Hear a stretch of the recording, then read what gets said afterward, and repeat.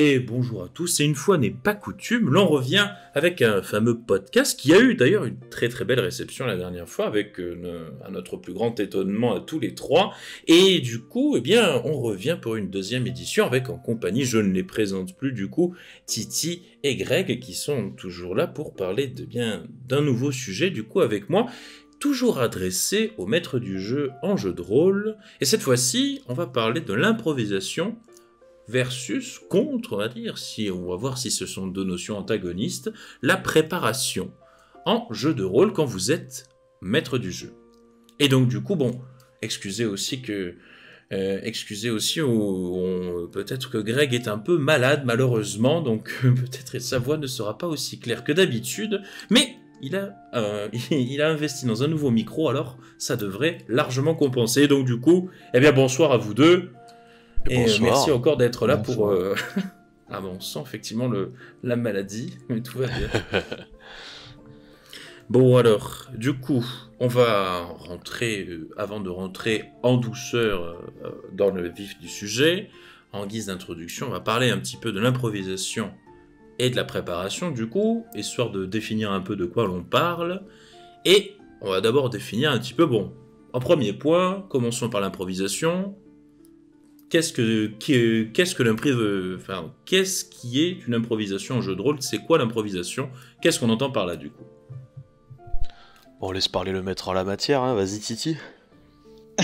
Moi, c'est le maître en la matière, hein. Ouais. Je sais pas, au contraire, je me trouve pas ouf en impro, mais bon. C'est pas compliqué, hein. L'impro, c'est qu'il y a rien de préparé. Il y a rien de préparé sur ce que vous allez faire, dire. Parfois, les joueurs vont prendre des directions où vous n'aurez du coup rien préparé, et là, va falloir improviser, on va dire. Par exemple, on a prévu de prendre le bateau. Les joueurs ne prennent pas le bateau, ils prennent l'avion. Bon, là, il y a un moment, vous n'avez pas prévu l'avion, ça va être full impro. Il va falloir improviser les personnages qu'ils vont rencontrer, l'avion qu'ils vont prendre et tout ce qui s'ensuit. D'accord. Et après, du coup, voilà, tout ce qui est un peu, tout ce que l'on compte comme improvisation, c'est tout ce qui n'a pas été effectivement un petit peu planifié à l'avance, ou du moins qu'on ne s'attendait pas forcément, nous, en qualité de MJ, que ça se termine, ou que ça ait une tournure comme ça, du coup, au sein de l'aventure qu'on est en train de vivre, et qu'on fait vivre aux joueurs, du coup. Ouais, puis en plus, ça arrive plus rapidement que ce qu'on pourrait y penser, hein. Il suffit d'un petit détail qui attire l'attention des joueurs ou autres, et puis ça part dans une toute autre direction, en fait. Et puis c'est peut-être pas forcément une mauvaise chose, mais ça, on verra ça tout à l'heure. Ouais, voilà, ça, on va y venir. Et donc, à contrario, enfin plutôt, on verra si on est vraiment à contrario, la préparation du coup, Grégory, qu'est-ce qu'on entendrait du coup par préparation lors de ce podcast? Eh ben, la préparation, je pense qu'on a tous une bonne image en tête, c'est ce MJ qui passe des longs moments comme ça à écrire ses cartes, les noms des personnages, leur histoire, leurs interactions, à s'intéresser à l'univers du jeu avec les châteaux, leurs emplacements et tous les ressorts au final, de façon à ce qu'il y ait un nombre de surprises très limité, en tout cas pour le MJ. Et en gros, en fait, c'est structurer les séances de jeu. Et donc ça a sa place par exemple quand on fait des parties, des longues campagnes comme ça qui durent des mois et où on a envie d'avoir un fil rouge. Donc voilà, c'est comment est-ce que je vais maîtriser au mieux la prochaine séance avec mes joueurs. J'ai envie de leur proposer que du bon et je vais tout marquer sur le papier.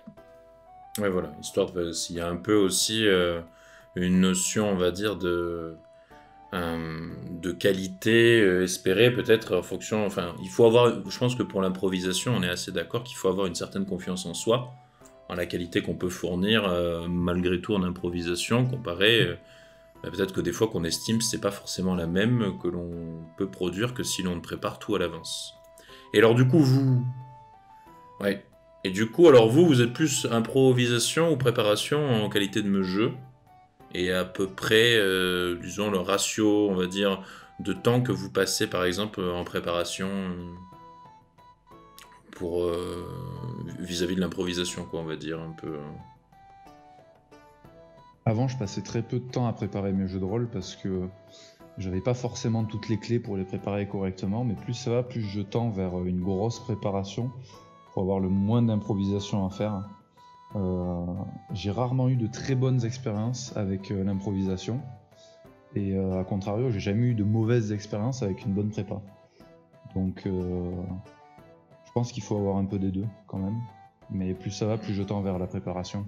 L'improvisation, ça tend à devenir ma bête noire avec le temps. Et toi, Greg, du coup? Moi, je pense que je fais jamais une séance sans la préparer un minimum. C'est-à-dire, je veux connaître le point d'entrée, le point de sortie. J'essaie de rendre ça assez abstrait pour que je me mette pas des barrières mentales. Et j'aime bien préparer mes PNJ et tout. Je dirais que dans la plupart de mes séances, j'ai au moins un tiers de temps qui est de la pure préparation. Et le reste, c'est de l'improvisation parce que j'aime bien laisser une marge de manœuvre aux joueurs. Et il faut pondérer ça avec le type de jeu qu'on fait.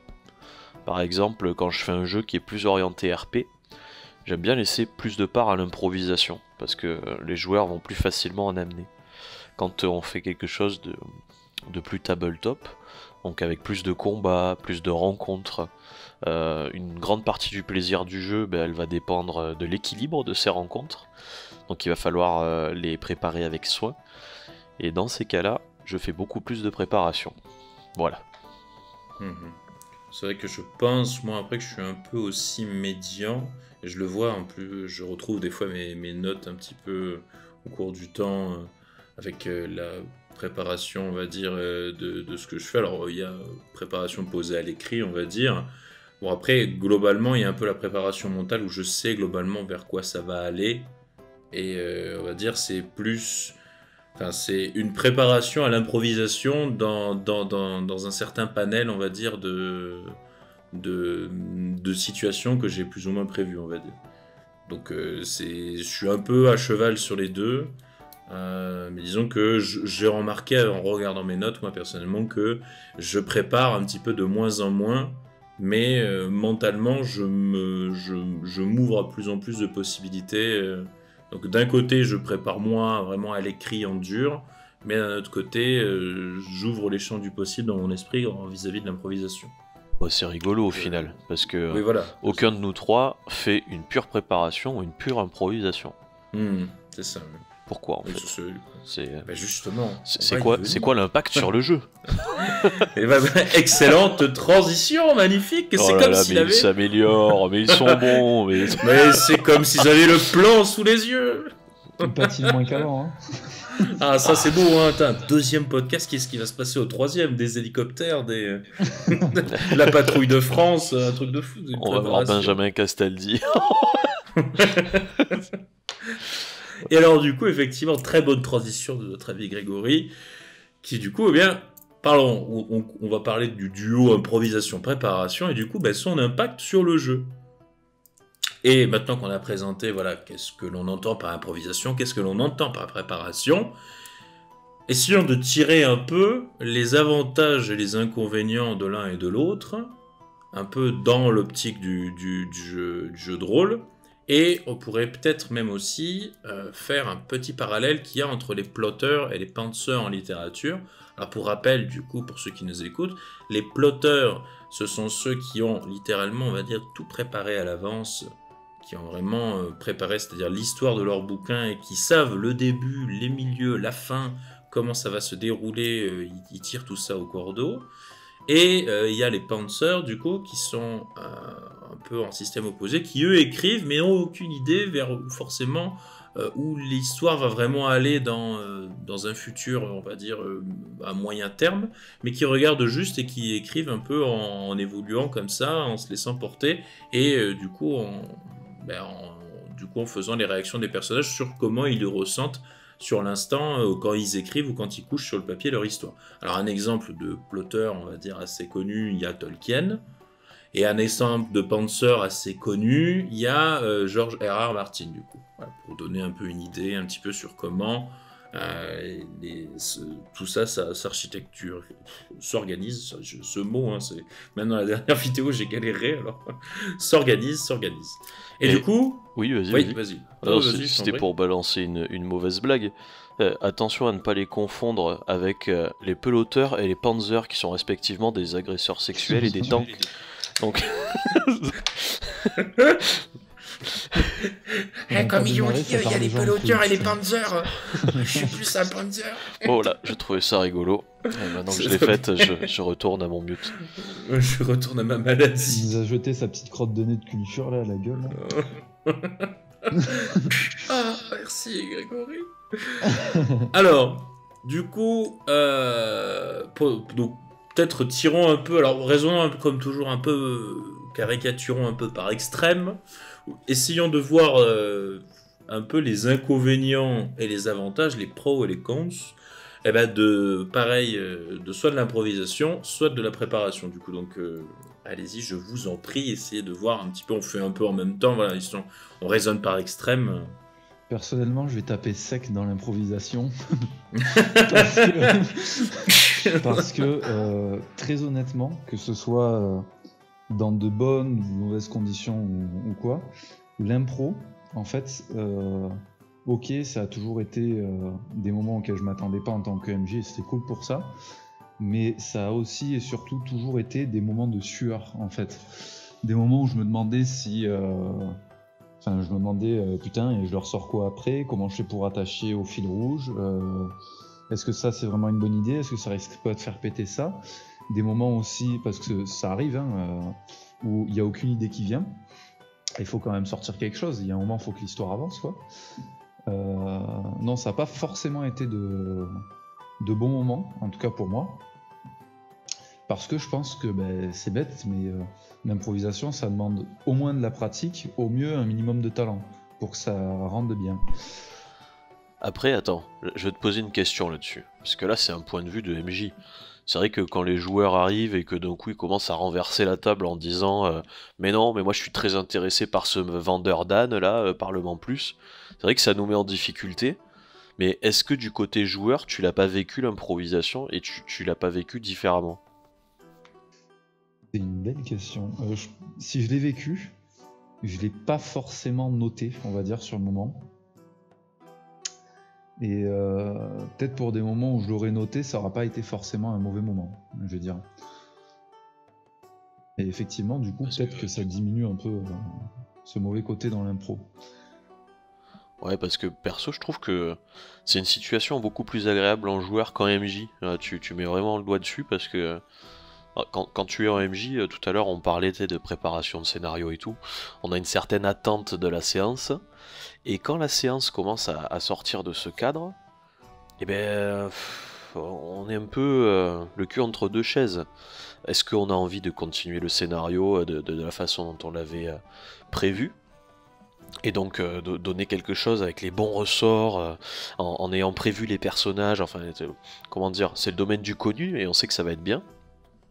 Ou est-ce qu'on s'aventure un peu sur ce sentier boueux là de l'improvisation, quitte à faire quelque chose de un peu moins bien, quoi. C'est comme en cuisine, il vous manque des ingrédients. Est-ce que vous allez chercher les bons au supermarché, ou est-ce que vous vous dites ouais, la coriandre ça va le faire, et bam, vous balancez ça dans la soupe. Donc c'est vraiment un moment où on se pose des questions, ça nous met mal à l'aise, alors que quand on est en joueur, ah, c'est situation tout à fait différente. On a l'impression en fait d'avoir trouvé le poteau rose, ou alors je sais pas, un coffre au fond du jardin en mettant un coup de pelle inopiné là pendant une séance, je sais pas, de jardinage au potager. Boum, on trouve un truc. Le MJ s'y attendait pas et là on se dit il faut absolument exploiter le filon, quoi. Il y a quelque chose de génial qui est en train de se créer autour de la table, et les joueurs en fait ça les fait vibrer parce qu'ils sont en attente, et peut-être que le MJ ça le fait un peu flipper parce que il sait pas ce qui va se passer. Ouais, je sais pas, t'en penses quoi, toi, Sip? Je pense que en vrai, enfin, le truc c'est que moi j'ai une dimension, enfin, comment dire, quand je fais du jeu de rôle en général en tant que jeu, j'aime bien toujours me poser dans l'idée que je suis dans une, enfin, un peu spectateur, acteur, truc. Enfin, j'aime bien voir un peu l'aventure des joueurs et des personnages comme une série, on va dire, ou comme si on était au cinéma, ou on regardait ça sur Netflix, ou enfin, sur un truc de streaming avec une série à proprement parler, avec des personnages et tout. Et j'essaie toujours de me dire un peu, même si c'est pas, enfin, si c'est un peu, c'est un peu étiré comme notion, mais j'essaie toujours de voir un peu, il y a un côté un peu cinématographique dans certaines scènes, etc. et tout. Alors c'est un échange avec les joueurs, ou quand je dis toujours un peu dans mes vidéos, où je dis, voilà, il faut qu'il y ait, c'est une histoire qui s'écrit à plusieurs, donc c'est un peu une succession de mains tendues pour dire, là c'est ton moment, de me montrer, etc. À toi de montrer comment l'histoire va se tourner et tout. Mais c'est vrai que des fois, le problème avec l'improvisation, comme ça, ou le fait que quand les joueurs vont faire complètement quelque chose qui est vraiment aux antipodes de ce que j'ai prévu, je me dis qu'il y a un risque de perdre en ce côté cinématographique, etc., j'aimerais bien essayer de préserver, ou que j'aime bien, comment dire, que ça fait un peu, ça casse un peu peut-être le build-up que j'avais voulu mettre en place pour le faire après, pour pouvoir arriver à, on va dire, au climax à l'intérieur du scénario. Et c'est vrai du coup, quand il y a ce risque un peu comme tu disais Titi, de peut-être pas d'avoir un peu le peur comme ça, de pouvoir pas être en mesure de suffisamment bien raccrocher les deux bouts. Quand d'un coup ils sont partis en full impro et qu'on se dit on a suivi, on a pris la barque, et qu'on n'arrive pas forcément après au final à raccrocher au climax qu'on voulait donner, et que du coup ça donne quelque chose d'absolument pas très logique en fait. Pas très logique. C'est surtout voilà, il y a le risque de la logique. Après, autour d'une table de JDR, je trouve que c'est quand même différent que d'être devant la télé. Le côté cinématographique, je l'apprécie beaucoup, moi aussi, parce que ça donne beaucoup sur l'épique, en fait, ouais, on peut facilement décupler les émotions, c'est quelque chose d'assez beau, mais quand on part en improvisation, il y a une sorte d'emballement, quoi. C'est comme quand on commence à avoir un fou rire, c'est très très facile d'en rajouter. Et c'est les moments, je trouve, les moments que j'ai qui sont les plus mémorables sont très souvent liés à l'improvisation. Il y en a qui le sont, qui ont été plotés, qui étaient très bons. Mais les moments d'impro, c'est assez magique en fait. C'est quand autour de la table, il y a quelque chose qui naît à laquelle on ne s'attendait pas. Et moi, je suis pas pour les étouffer forcément pour qu'on ait le plot qui continue à voguer dans sa direction, quoi, sur la direction qu'il avait prise au début. Et plus que on commence à réfléchir vraiment, MJ et joueur, à comment l'aventure va s'articuler après cet événement là auquel on s'attendait pas. Ça peut être un PNJ qui va prendre une importance bien plus grande que ce qu'il aurait dû avoir, ou un dénouement sur une situation auquel on ne s'attendait pas. Voir vidéo précédente avec les critiques. Oh quelle félicité. Moi après je suis assez d'accord dans le sens où l'impro il en faut toujours un peu, hein. C'est comme je dis, j'aime pas trop parce que c'est vraiment pas l'endroit où je suis à l'aise quand je suis MJ, attention, mais c'est vrai que c'est aussi ce qui apporte ce côté un peu inattendu, ce petit la coriandre. Voilà. c'est ce côté qui est intéressant. Mais je pense en fait qu'il y a un gros lien à faire entre l'improvisation et la prépa, parce qu'en fait pour moi les deux vont de pair. Tout simple, imaginons que les joueurs décident pour X raisons, au lieu de passer sur le joli sentier battu, de couper et de passer par une grotte. On s'y attendait pas. Mais on peut se faciliter la tâche en faisant un travail en amont on ne sait jamais s'il sort des sentiers battus. Il faut par exemple que j'ai des mobs préfets dont je puisse me servir pour ça. Et avoir quelque part une fiche rapidement faite avec, j'en sais rien, des gobelins, des loups, des ours, des conneries du genre, qui permettent le moment venu de ne pas être en 100% impro et de pouvoir leur sortir, j'en sais rien, les 3 gobelins qu'on a préparés avec leur mini-histoire très brève. Et que du coup, quand ils entrent dans cette grotte, il n'y ait pas 100% d'impro, mais qu'il y ait un truc sur lequel on peut se raccrocher, quoi, en tant que MJ. Au final, préparer les phases d'improvisation. On va voir, disons, des bribes. Ouais, quelque part, c'est ça. Des bribes à raccrocher, des bribes peut-être à venir comme ça mettre au milieu, on va dire, mais qui servent un peu de jalon pour le temps peut-être de temporiser de commencer à construire l'histoire en impro dans sa tête par la suite et tout, quoi. Parce que, comme on disait tout à l'heure, après, bon, il y a un peu le parallèle avec les plotteurs et les pantsers. Bon, les avantages et les inconvénients, un petit peu, sont un peu débat, mais globalement, ce qu'on peut ressortir un peu en littérature, c'est que le fait d'avoir une vision plus de plotteur, du coup, donc pour rappel, vraiment faire l'histoire dans des guidelines bien précises à la Tolkien, où on a le début, la fin, le milieu, tout est bien architecturé, c'est que on a peut-être une plus grande facilité, dans le cas d'un plotteur, à arriver à raccorder tous les fils rouges et toutes les intrigues entre elles, etc., avec des liens qui sont solides parce qu'ils sont prévus à l'avance et ils ont été prévus. Donc, et aussi le fait que l'on puisse disséminer, égrener des indices comme ça sur l'intrigue globale dès le début et qu'il y ait cet effet, le fameux effet qu'on a tous eu peut-être au cinéma où on se rend compte en mode oh, mais ça c'était ça depuis le début et on l'avait pas remarqué et il y a tous les indices en fait qui laissaient sous-entendre que. Après le Panzer, du coup, là où le plotteur a une histoire un peu plus rigide, du coup, puisqu'on ne peut pas, elle n'est pas très flexible étant donné que il y a ces points de jonction qui doivent être raccordés et que du coup, on peut pas trop être flexible sur l'histoire. Le Panzer, du coup, lui, il a un peu moins ce côté où il peut se permettre de faire des intrigues à tout va, mais il a un peu moins, il a un peu plus de flexibilité, mais d'un autre côté, ça va être un peu plus dur pour lui en improvisation, puisqu'il improvise, de pouvoir raccorder comme ça ces éléments d'intrigue et donc d'en disséminer, disons, des indices au fur et à mesure, quoi. Donc c'est vrai que je pense qu'il y a un peu ce parallèle voilà, qui est fait un petit peu et je pense que c'est deux écoles qui peuvent être conciliées. Mais il y a un peu voilà, ce côté où c'est toujours un peu compliqué. Comme tu disais, Titi, voilà, avec ce système de raccord un peu de fil rouge, on se dit, il faut peut-être pas le perdre un peu de visu quand même, afin d'essayer de garder quand même un semblant de cohérence dans l'histoire et qu'il y ait un semblant de mouvement quand même, de rythme, de dynamique, qu'on ne voudrait pas perdre peut-être en s'éparpillant dans de l'improvisation à droite à gauche. Ouais, voilà, en fait, c'est ça. Je pense qu'il y a l'impro, faut qu'il y en ait toujours un peu parce que, voilà, on l'a dit 20 fois, c'est ce qui permet d'ajouter un peu de piment. Mais faut toujours que ça permette de renvoyer sur le fil rouge, quoi. Faut qu'il y ait un moyen à chaque fois de faire un raccord. Et je pense que ça peut être utile d'avoir un petit dossier avec une liste de plein d'idées qu'on a eues pour faire ces raccords.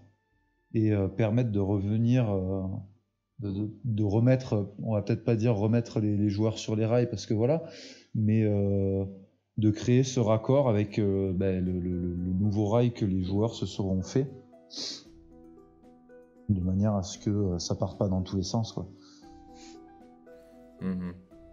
Alors pour faire un peu le focus donc, sur l'improvisation du coup, Greg a posé, de par sa question tout à l'heure, elle soulevait un peu justement le côté avec les PJ du coup là on reste donc l'improvisation du coup qui est aussi une part qui est même la grande part aussi de fun de la part des PJ puisque ils ne savent pas forcément ce qui va arriver à l'histoire. Donc du coup, est-ce que l'improvisation à la fois du MJ et à la fois des PJ du coup, est-ce que c'est quoi un petit peu ce que se ressort un petit peu cette manière de me porter de l'emphase sur l'histoire? Comment ça pourrait-il un petit peu fonctionner? Comment on pourrait envisager ça? Creusons un peu justement un peu la question de Greg qu'a dit tout à l'heure justement concernant voilà l'improvisation avec les PJ, sans oublier aussi qu'on parle toujours des MJ aussi quand même. Je pense que l'improvisation c'est le moment où les PJ ont amené le jeu dans une situation où la préparation du MJ peut plus répondre en fait. C'est ça le truc. Parce que constamment les joueurs sont en train de proposer leur impact dans l'histoire. Ils disent j'aimerais tenter telle action, j'aimerais dire telle chose. Le MJ il ne contrôle pas ça en fait. Donc on pourrait dire qu'on est en improvisation constante. Mais pour moi, la vraie improvisation, elle démarre à partir du moment où quelque chose est dit, ou alors quelque chose est fait, qui n'est pas du ressort du MJ. Mais du coup, enfin, pas qui n'est pas de son ressort, mais qu'il n'avait pas prévu. Du coup, en fait, je pense que c'est des moments où on met l'emphase sur plus les actions des joueurs et où est-ce qu'ils veulent amener le récit que sur le MJ. Est-ce que c'est une mauvaise chose ou pas? Eh ben, je pense que ça dépend de ce qu'on veut faire autour de la table. Si on a tous envie de raconter une histoire et de la découvrir et de suivre un livre ou un film, c'est peut-être pas la meilleure des choses de partir en improvisation. Si on est en train de découvrir un univers, si on a envie de faire du développement de personnages, je pense que l'improvisation, ça peut donner d'excellents résultats. Ok, pour imaginer un jeu de rôle qui soit un peu à la façon dont Walking Dead est raconté, où ce qui est important finalement, c'est ce que font les personnages et comment ils interagissent ensemble, plus que le fil rouge en lui-même. Vous voyez ? C'est vraiment centré sur la vie des personnages et tout. Et à ce moment-là, je pense que l'improvisation peut mieux réussir que la préparation.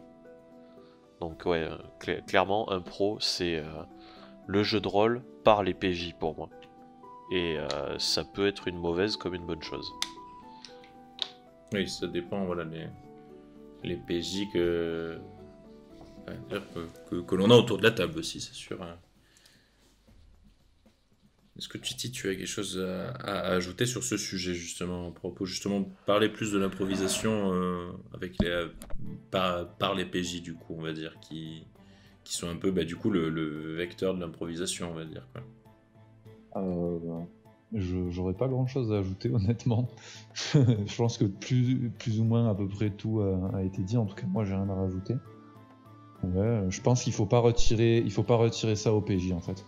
À partir du moment où les PJ partent dans un sens où ça improvise un peu, faut leur laisser un minimum parce que il y a aussi une part du fun qui est là-dedans, quoi. Tu veux dire quelque chose, Greg ? Ouais, je voulais demander à Titi, du coup, est-ce que pour toi, l'impro, c'est le synonyme de la liberté, tu vois, pour les joueurs, pour la table en général? Et est-ce que la prépa, c'est la contrainte? Tu vois? Est-ce que quand t'es joueur, finalement, tu vis l'improvisation comme les moments où t'es libre, la préparation comme les moments où t'es mains liées, et est-ce que ces deux situations, est-ce qu'en fait tu vas en préférer l'une à l'autre? Est-ce que tu préfères monter dans le bateau de la préparation ou prendre la machette de l'improvisation et avancer dans la jungle, tu vois? Je sais pas, moi les deux me vont et en fait je pense qu'on peut avoir, en tant que MJ, on peut donner un peu l'illusion au joueur qu'il est en train d'improviser, c'est-à-dire qu'il fait ses choix comme il en a envie, en se préparant bien en fait à la base. Je parle pas de préparer toutes les possibilités, c'est pas possible, mais par exemple à un moment où il a le choix entre tuer un boss ou le laisser vivre, un personnage important, un antagoniste, d'accord, même si tout pousse le joueur à le tuer, le MJ a peut-être prévu aussi que peut-être le joueur le laisse en vie. Vous voyez? Et du coup, même si le joueur finit par se dire ben non, en fait, tu vois, lui je vais pas le tuer parce que même si c'est un ignoble con, je vais pas me rabaisser à être comme lui. Et au final, il aura eu l'impression d'avoir improvisé alors que non, on avait quand même prévu cette possibilité. Donc moi je pense que improvisation ou pas, faut juste que le joueur, le joueur est toujours libre quelque part. Et après en tant que joueur, même si on me met sur des rails, sur une histoire vraiment prédéfinie avec avec un impact de mes choix qui est assez faible, ça me dérange pas plus en fait si l'histoire déroule bien et que je suis surpris qu'il y a des rebondissements, tout ça me va très bien. Je sais pas, je pense que les deux sont bien en fait. Ça dépend juste encore une fois de la manière dont le MJ l'amène et dont les joueurs en profitent. Après, moi je pense que la liberté, l'improvisation, c'est vrai que ça peut être un certain synonyme de liberté laissée aux joueurs. Mais disons que le souci, je pense qu'il a aussi, il faut quand même, enfin, il faut pas non plus se faire totalement d'illusions quand même sur le fait que on reste quand même dans une histoire qui est prévue à minima tout de même, et il y a quand même des rails un petit peu, même s'ils sont pas tout le temps ultra resserrés, etc. Il y a un petit moment quand même où il y a un peu des rails quand même à garder un peu pour histoire de rester dans un script qui a une dynamique et une cohérence particulière, et qu'on aille un peu où le MJ a envie que bien, il nous raconte l'histoire, quoi. C'est-à-dire que bon, il y a un peu des fois, je pense que quand on est joueur, il faut savoir reconnaître quand le MJ veut un peu être dans le script, on va dire, mais avoir la confiance nécessaire pour lui dire ok, je sais qu'il va nous amener sur quelque chose de bien, quelque chose d'intéressant, de cool, et ça va être, il y a un peu cette confiance à avoir, et cette confiance aussi vis-à-vis du MJ, qui sait que quand tu donnes de la liberté comme ça aux joueurs, ils vont pas non plus partir complètement en sucette et faire des choses qui n'auront aucun sens en fait. C'est parce que vraiment c'est un peu ce problème qu'il y a avec la fameuse improvisation.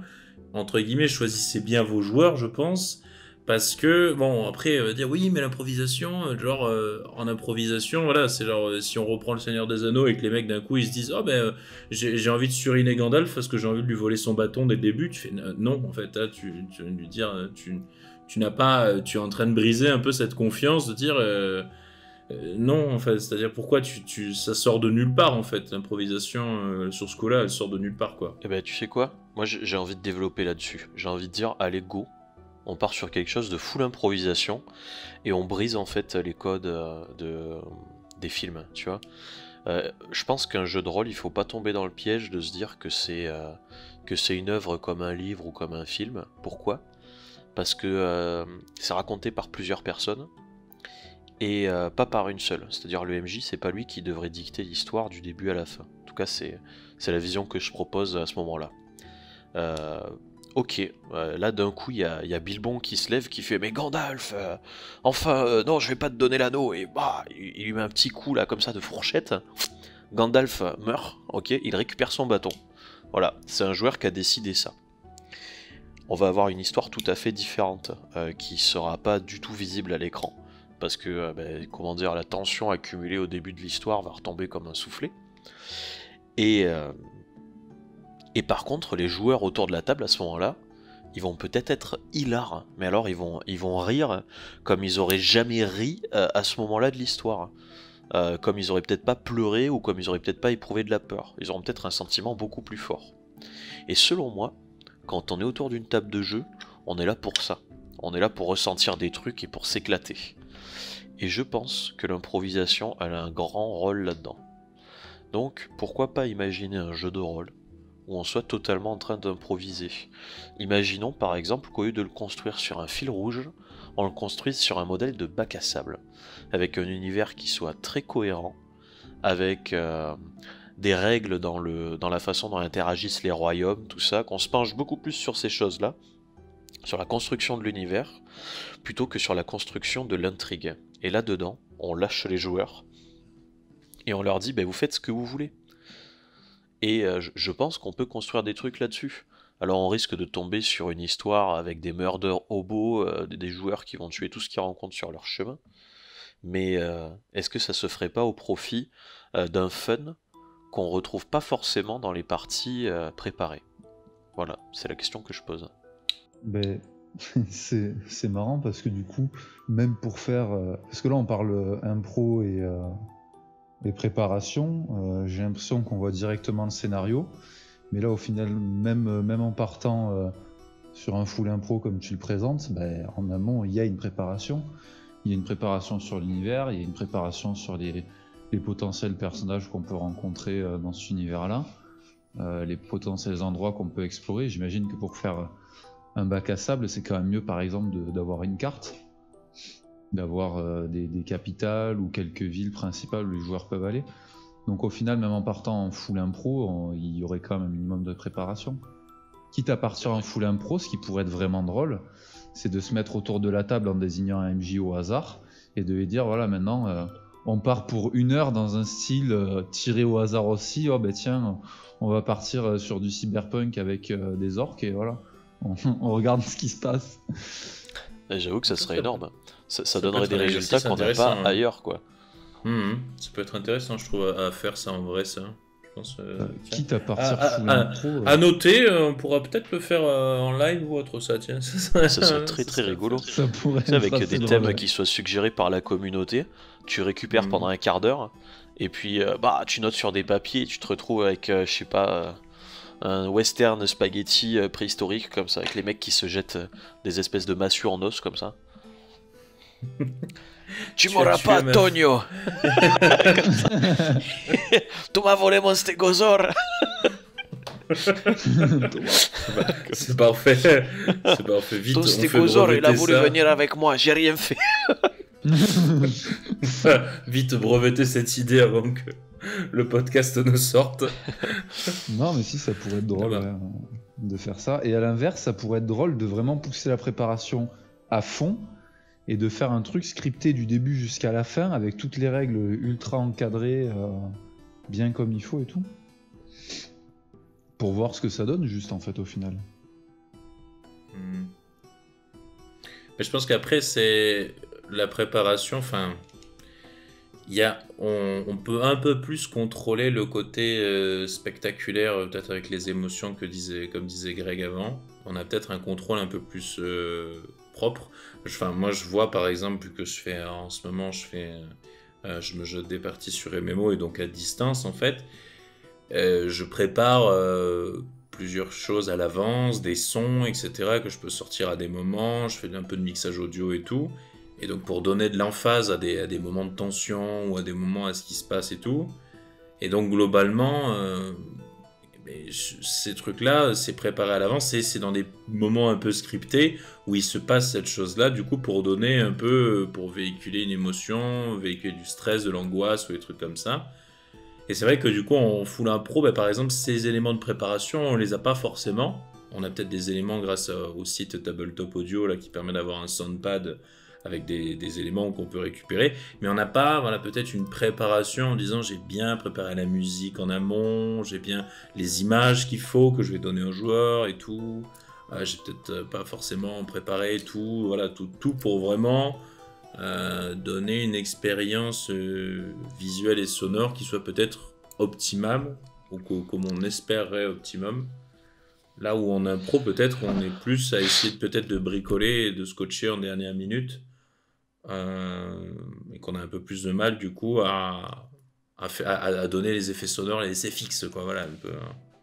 Ouais, typiquement l'arrêt des joueurs au milieu de la forêt qui se mettent à camper et tu vas vite chercher ton son de forêt.mp3 sur YouTube. Et c'est ça, tu prends le premier qui tombe. Ouais, ce son de forêt avec l'espèce de cri de chouette qui arrive au moment où tu t'y attends pas, là, tu sais. Alors que ça a rien à foutre là, tu sais, tu leur dis la forêt est parfaitement calme. Oh, comme ça. Putain. Ouais, c'est ça, où tu te dis, bon, t'as pas trop. Après, moi, c'est que moi, j'aime bien avoir un contrôle, j'aime beaucoup les musiques, enfin, j'ai pas mal de... J'aime bien avoir un petit contrôle un peu sur les musiques et tout. Mais c'est vrai que du coup, c'est un peu plus dur quand il y a vraiment improvisation complète. Et puis surtout, il y a une autre problématique aussi avec l'improvisation, c'est qu'il y a un moindre contrôle sur le temps, en fait. Parce qu'on garde l'esprit quand même que bon, on reste dans des séances et bon, après on peut faire des cliffhangers comme ça en plein milieu, mais disons que si on avait prévu qu'ils aillent assaillir la citadelle orque et qu'ils tuent le chef et qu'en fait ils sont toujours dans la forêt parce qu'ils n'ont pas réussi à se décider s'ils mangeaient des saucisses de chèvre ou d'agneau et que du coup ils sont allés chasser du bœuf, tu te dis ah d'accord, on en est là. Mais vu qu'on improvise, on peut à tout moment rejoindre la citadelle orque en outrepassant absolument toutes les choses qu'on aurait dû rencontrer lors de cette séance. Ça peut être aussi bête que, je sais pas moi, il y a quelqu'un qui tombe dans l'eau, il est emporté par le courant, les gens le suivent et on arrive à la citadelle orque qui était en bas du ruisseau. D'accord ? En survivant à une chute totalement catastrophique dans une cascade par laquelle on n'avait même pas imaginé passer à la base. Ça peut aussi donner de l'épique. Moi, voilà, je me fais juste avocat de l'improvisation. Je pense que toutes les situations qu'on résout avec la préparation, on peut les résoudre avec l'improvisation. Ça demande juste de l'imagination. Et ça demande aussi de prendre le risque que votre aventure ne soit peut-être pas aussi liée que si vous faisiez de la préparation. Et on a vu, je pense que du coup c'était deux notions qui n'étaient pas forcément antagonistes, improvisation et préparation. On a peut-être un petit peu même mangé ce sujet là de JDR full impro, full prépa. Donc je propose qu'on saute de suite à la suite. Là il y a certainement des gens qui nous écoutent qui sont peut-être des nouveaux joueurs. Qu'est-ce que vous leur recommanderiez vous pour commencer? Est-ce que vous feriez plutôt de l'impro ou plutôt de la prépa?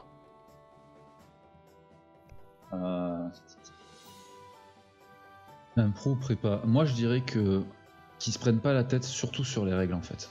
Qu'ils aillent chercher des règles qui soient simples, déjà faites, parce que ça, c'est très casse-gueule de faire des règles soi-même. Donc prendre des règles déjà faites, peut-être même pour pas s'emmerder, un univers déjà fait en fait. Et du coup, ne pas s'occuper de la prépa un peu longue et barbante où on passe des heures à construire un truc bien cohérent. Et de faire une prépa assez simple qui consiste juste à se renseigner sur l'univers qu'on va faire, sur les règles, faire un petit scénario très simple, d'accord? Et derrière, même si j'ai dit tout le long que l'impro, voilà, et derrière faire de l'impro. Parce que je pense qu'au début, ce qu'on trouve de fun dans un jeu de rôle, c'est ce côté un peu bac à sable où on peut partir dans tous les sens sans trop réfléchir. Et du coup, de se laisser porter par ça. Parce que c'est ça, du coup, qui je pense, fait accrocher.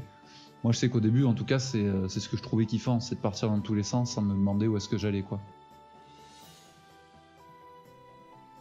C'est vrai qu'il y a un peu ce côté... c'était le côté fun de base un peu qui a fait accrocher au JDR et qui, je pense, est un peu le cheval de bataille pour le fun en JDR.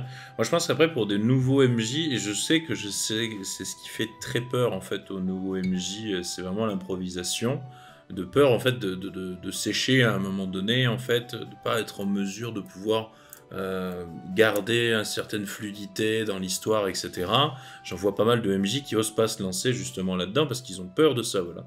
Et du coup, quand ils arrivent à outrepasser un peu cette peur, ils le font pas de la manière où ils se disent qu'ils vont assurer, ils font l'effet inverse, c'est qu'au contraire, ils verrouillent à mort avec de la préparation intensive. Et du coup, ils laissent, en fait, ils passent vraiment le JDR en mode ultra script. Comme ça, ils ont l'assurance, vu qu'ils ont verrouillé toutes les portes qu'ils pouvaient ouvrir sur de l'improvisation, mais ils ont l'assurance d'être sur les rails qu'ils ont voulu et ils risquent pas de sécher du coup. Et je pense que c'est la mauvaise réponse, effectivement, à avoir pour un nouveau MJ. C'est pas de verrouiller littéralement toutes les portes. Parce que du coup ça va être frustrant pour les joueurs en fait qui vont finir par s'en rendre compte au bout d'un moment qu'en fait toutes les portes sont verrouillées, mais c'est plus de d'abord ouvrir un peu la plupart des portes, de les explorer un petit peu, quitte à prendre un temps de la préparation là-dessus, de les explorer un petit peu et de voir un peu dans les grandes lignes vers où ça pourrait aller, et après de se dire que si les joueurs prennent une autre porte, il y a peut-être moyen plus tard de raccrocher doucement à ce qu'on voulait de base. C'est pas forcément un drame si jamais ils passent ils passent par un chemin détourné. Mais je pense qu'il faut pas non plus être dans l'extrême opposé où on est vraiment à vouloir trop laisser la liberté aux joueurs je pense après c'est quand même il faut s'entendre avec les joueurs qu'on veut avoir et savoir un peu ce qu'on veut faire, mais il faut pas non plus, je pense, trop laisser porte ouverte aux joueurs partout parce que bon après ça donne peut-être une histoire où c'est difficile d'en conserver un rythme cohérent, régulier ou correct, on va dire, en termes de narration. Et en fait, on n'arrive pas à faire avancer l'histoire parce que ça n'arrête pas d'être en mode « Oh, un papillon !» Les joueurs sont un peu comme des Homer Simpson, ils n'arrivent pas à se concentrer sur quelque chose de précis, quoi. Mais il faut pas forcer le truc. C'est comme l'histoire du Flying Mammouth qu'a raconté Mathieu, mon cousin. Là, Elle est fantastique cette histoire. Oui, Laissez-nous la retranscrire. Vas-y. C'est un groupe de joueurs comme ça, donc de ce que j'ai compris, qui a affaire à une grande bataille. Et il y a le général qui arrive en face, tout ça. Et puis par un malheureux concours de circonstances, il y a un peu le gros boss de fin qui se fait pougner en un seul coup. Donc là, le jeu de rôle, mais vert de rage, quoi, c'est rouge de rage. Il écrit un truc rapidement sur sa feuille, et là, il regarde les joueurs dans le blanc des yeux, il leur dit vous voyez arriver un mammouth volant qui tire des lasers avec les yeux. Bref, le mec, il a totalement flingué l'ambiance du JDR, mais c'était une improvisation sublime, car elle a perduré pendant des années, on y fait encore référence aujourd'hui, vous voyez, et tout le monde a beaucoup rigolé autour de la table. Ça a un peu ri jaune aussi, hein, parce qu'apparemment il avait de bonnes stats, le mammouth. Donc C'était pas très agréable. Pas mal, drôle. Mon conseil, moi, du coup, pour les nouveaux MJ, les nouveaux joueurs en général, en fait, c'est de pas hésiter à faire de l'improvisation. Si vous avez peur de vous retrouver à court d'idées, trouvez-vous des scénarios de base très simples que vous pouvez ressortir. Un qui marche très bien, qui est universel, c'est un des premiers qu'on apprend quand on veut voir des plots, c'est celui du comte de Monte Cristo. Qu'est-ce qui se passe ? Vous prenez des héros là, vous leur enlevez un truc, vous leur infligez une injustice, vous pouvez par exemple les envoyer en prison, d'accord, alors qu'ils n'ont rien fait, et vous mettez tout sur le dos d'un mec facile à identifier, d'accord, donc qui sera le grand méchant de l'histoire, et là vous allez avoir ce parcours initiatique des héros qui vont devoir quitter la prison, remonter jusqu'à ce gars-là avec différentes péripéties, et ensuite lui régler son compte, quoi, parce que la vengeance c'est un sentiment humain, tout le monde va la ressentir, et ça va être fantastique, parce que vous pouvez l'habiller de toutes les façons que vous voulez. Ça va très bien avec du Donjons et Dragons ou autre.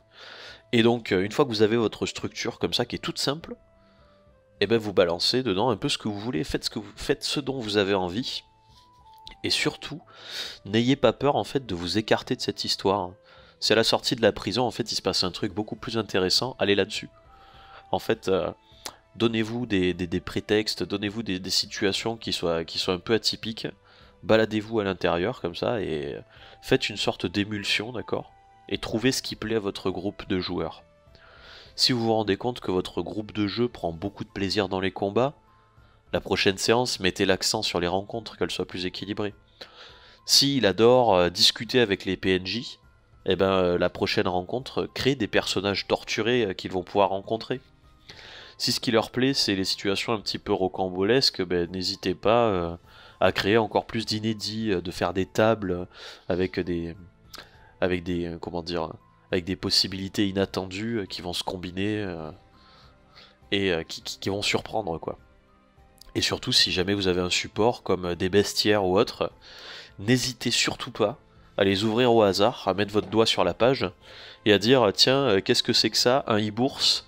Ah ouais, on n'a qu'à dire qu'il y en a un dans l'auberge, on va voir ce qui va se passer. El famoso. Voilà. El famoso e-bourse. Éclatez-vous. J'ai un faible pour les e-bourses, voilà, je devais l'avouer. Pas les go-bourses. S'il n'y a qu'un seul truc qu'on devrait retenir quand même pour un nouveau joueur, c'est vraiment allez-y sans pression, quoi. Moi j'ai vu des mecs démarrer en tant que MJ, première séance, d'accord, alors qu'on était que des potes autour de la table, se mettre tellement la pression qu'au premier combat il arrive et puis il nous dit ouais non mais en fait j'ai trop la pression là, c'est mort, allez-y on fait autre chose, on sort un jeu de société, quoi. Juste parce qu'ils avaient la pression. Moi j'ai vu un pote faire ça et c'est dommage parce que du coup nous on s'éclatait bien au final autour de la table. On n'avait même pas remarqué qu'il était en full impro et qu'il était sous pression. Donc vraiment, quand vous démarrez, pas de pression. Pas de pression, allez-y. Vos amis ne sont pas des monstres, hein. y a personne qui va vous répondre non mais attends, c'est quoi ce ressort narratif complètement pourri là Et puis oh, tes monstres ils sont carrément nuls là. Oh, moi j'aurais très honte de les avoir mis sur la table hein. Oh, ces Exactement. gobelins mais ils sont tellement pas qualitatifs. Hein quoi y a même pas de chaman. C'est un scandale. Oh non, Je m'en vais. putain, remboursé. Non mais vas-y, viens. Chérie, prends ton manteau, on s'en va. Je ne resterai pas une minute de plus autour de cette table. Clairement, Faites-vous ouais. confiance, hein, c'est une soirée entre potes, hein, JDR, y a pas de souci. Vous emmerdez pas. Vous emmerdez vraiment pas. C'est vrai qu'après, je pense qu'il y a... Puis, il faut pas se mettre la pression, ni mettre la pression aux joueurs dans tous les sens du terme. Voilà. Il faut pas se mettre la pression à soi, mais il faut pas non plus, comme je disais tout à l'heure, imposer complètement aux joueurs et verrouiller toutes les portes du possible. Parce que sinon, bah, ça va être juste triste et ça va les frustrer, en fait. Parce que, bon, bah, ils seront venus pour quelque chose qu'ils n'auront pas eu et ce sera quand même un peu dommage, quoi. Mais après, bon, je pense qu'après, il y a vraiment, j'insiste vraiment sur cette notion de confiance où tu sais que. Mais c'est quelque chose, je pense que je vois un peu plus quand je suis joueur, mais par le fait que je suis MJ moi-même, c'est quelque chose que je vois un peu plus, c'est que je vois que les joueurs qui sont seulement joueurs, qui n'ont jamais été MJ, n'arrivent pas forcément à voir. C'est un peu cet aspect de confiance que j'ai remarqué principalement notamment dans le jeu de rôle Cabal que fait Greg, où je remarque, j'arrive à voir que je me dis, donc là, c'est un petit moment scripté, mais c'est juste un, comment dire, un maillon pour permettre de rejoindre deux éléments où je vais pouvoir être en improvisation et faire quelque chose. Mais il y a des maillons comme ça, des jalons un petit peu qui permettent voilà, de faire le lien, clac, clac, clac, clac. Mais j'ai la confiance que c'est pas quelque chose qui va être là pour m'emprisonner, c'est quelque chose qui est là pour catalyser et amener vers quelque chose de meilleur ou quelque chose de plus intéressant, quelque chose de positif, quoi. C'est pas ouais, voilà, comme les ellipses ou les trucs comme ça. Je sais que c'est pas ou même qu'il y a quelque chose un truc scripté où le personnage peut pas forcément faire grand chose, mais c'est pour aller vers quelque chose de bien. Mais c'est pas voilà, c'est pas il y a cette confiance à avoir. Bon, après parce que c'est Greg, voilà le truc, mais il y a cette confiance à avoir, je pense, où on se dit voilà, c'est pas un problème et tout. Là où des fois quand c'est où j'ai fait d'autres jeux de rôle aussi avec d'autres MJ notamment j'avais en tête sur un MMO, mais c'était scripté de bout en bout et en fait c'était impossible. Mais on va en parler après là, dans les anecdotes et expériences. Du coup j'en aurai deux, du coup une en tant que maître du jeu et une en tant que joueur du coup. Et du coup bon, après il y a on a bien développé, je pense, le fait que c'est pas deux notions antagonistes. C'est comme l'a dit Titi, il faut faire avec l'un et l'autre un petit peu, mais voilà, il faut pas, et comme a dit Greg, il faut pas se fermer ni à l'un ni forcément à l'autre, mais il faut quand même pas non plus faut pas non plus trop faire de préparation. Il faut quand même garder à l'esprit que l'improvisation, c'est ce qui fait un peu tout le sel du JDR, parce que sinon après ça devient un RPG classique comme on a dans les jeux vidéo en fait. Il y a juste un truc dont on n'a pas parlé, et je vais le caser là parce qu'on parle aux nouveaux joueurs là surtout. Il y a un truc dont on n'a pas parlé, c'est la hype, d'accord ? Un des trucs les plus importants quand on est MJ ou joueur, c'est de se hyper. Quand tout le monde est dans la hype autour de la table et qu'on démarre un JDR, ça va tout seul. Ça coule tout seul parce que tout le monde est à fond dedans, tout le monde a le nez dedans. Et on accepte de tout entendre et de faire avancer, quoi. Donc surtout en tant que MJ, n'hésitez pas à vous hyper parce que ça développe à fond l'imagination. Et ça contre bien le syndrome de la page blanche et le manque d'idées en impro. Ça pourrait être un sujet, ça commence à se hyper. Les gars, allez voir Pinterest, faites-vous des vidéos YouTube, tu vois. Ah, c'est vrai, ça c'est une bonne idée. Ça, Parce que je trouve que c'est une des plus belles parties du MJ, c'est quand on prépare son jeu de rôle et que on fait naître ce plaisir, cette envie là, quand on se donne des idées, il y a des trucs à dire là-dessus, quoi. Qu'on arrive et qu'on se dit là, lui, cet antagoniste là, ils vont le voir dès le début du JDR, il va faire que des crasses pendant les 3 quarts du JDR. quand je vais leur sortir à la fin, là, putain, j'attends que ça. J'attends que ça. Je vais voir tous grogner autour de la table en se disant, on va tout mettre. On sera 0 mana, 0 PV, mais il va saigner cet enculé. On va se venger fort. Ah oui, je vois, ouais, je vois. Non mais c'est...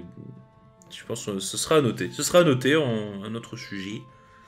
Et bon, de toute façon, après, voilà, on a vu un peu à faire cohabiter un peu les styles. De toute manière, après, vraiment, moi, après, je sais pas à quoi ressemblent un petit peu vos fiches de préparation, mais moi, c'est des points majeurs, avec 2-3 notes pour me rappeler un petit peu de là où je veux un peu amener le truc. Mais clairement, je remarque que moi, mes notes de maître du jeu, ça s'éparpille d'année en année, quoi. Ça devient de plus en plus... ça devient de plus en plus des petits passages griffonnés de là-dessus, à comparer au départ où c'était... oui, j'écrivais peut-être pas des pages, mais il y avait bien une fiche à 4 pour un scénario. Là maintenant, c'est un paragraphe, quoi. Ah ouais, carrément. Alors, je sais pas vous, du coup... T'es vachement arrivé à compenser. Hein. Comment arriver à faire vivre les deux ensemble? Bah, moi je réfléchis en quelle place je veux donner à l'improvisation dans mon histoire, et en général, c'est celle que les joueurs veulent occuper. Par exemple, là, pour Cabal, puisqu'on en a parlé tout à l'heure.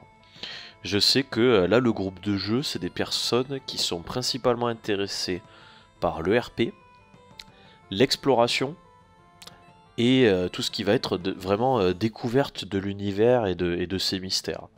Donc qu'est-ce que je fais? Pour le côté RP, je vais mettre une certaine emphase sur les personnages. Donc je vais faire beaucoup de PNJ qui auront tous du cachet. Voilà. Et si possible, je vais faire des interactions entre eux. Donc ça va permettre aux joueurs de vraiment s'éclater là-dessus. Ensuite, il y a l'exploration. Je fais en sorte de créer des scénarios qui soient pas spatialisés. C'est-à-dire que les personnages vont pouvoir aller où ils veulent dans le jeu. Ils vont pouvoir aller où ils veulent sur la carte, prendre la direction qu'ils veulent. Mon scénario, il est totalement désolidarisé de l'espace, d'accord? Du coup, les joueurs vont pouvoir toujours les visiter, et quelle que soit la direction qu'ils prennent, ben moi je vais pouvoir leur sortir, quoi. Il n'y a pas de vrai... C'est comme si c'était un nuage de scénario. Et finalement, il y a l'univers, et donc là, ben pareil, ça rejoint un petit peu l'exploration. Je vais détailler l'univers dans les endroits où j'ai envie qu'ils aillent sur la prochaine séance. Par exemple, j'ai envie qu'on en apprenne un petit peu plus sur ces personnes qui ont le secret du feu. Et ben, je vais écrire quelques petits paragraphes, quelques petites légendes, et rajouter des personnages non joueurs, des choses comme ça, qui vont venir un peu peupler ce truc-là, pour pouvoir le faire grandir doucement, à travers l'improvisation. Et finalement, j'aurai préparé toutes les choses dont je vais avoir besoin dans les phases d'improvisation. Et ça va permettre aux joueurs d'avoir un impact maximal sur les choses qui sont importantes pour eux. Et j'aurai structuré tout ce sur quoi ils ont envie de glisser. Et je considère qu'une séance, elle a été très bien préparée à partir du moment où j'ai la réponse au blanc des joueurs, et où moi je peux m'effacer quand ils ont envie de parler. C'est très beau, c'est très poétique ce que tu viens de dire. Je suis très poétique. Ça, c'était une phrase de rôliste de niveau 90, je reconnais. Ils sont flatteurs. Ils sont flatteurs, mon Dieu. Non mais c'est très bien, j'aime bien l'idée et tout. Non, est-ce que Titi, tu as quelque chose à rajouter à cette poésie? Je crois pas. Si, j'aurais peut-être juste un petit truc à donner. Moi, ce que j'aime bien faire maintenant, que j'ai un peu expérimenté, c'est pour laisser une part d'intro ou pour le prévenir, ça dépend,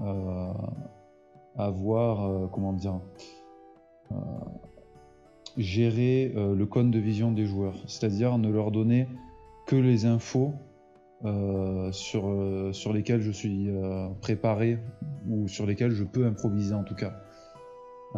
J'en sais rien, par exemple, s'ils veulent bouger, aller vers une autre ville ou vers une capitale, même si Si la capitale n'est pas à côté ou quoi, je m'arrange pour prendre un truc que je connais déjà plus ou moins, ou prendre un truc qui m'inspire, et leur parler de ça plutôt que leur sortir un nom inventé sur le moment et leur faire prendre une direction qui va les mener vaguement vers le bon truc et pas savoir comment réagir.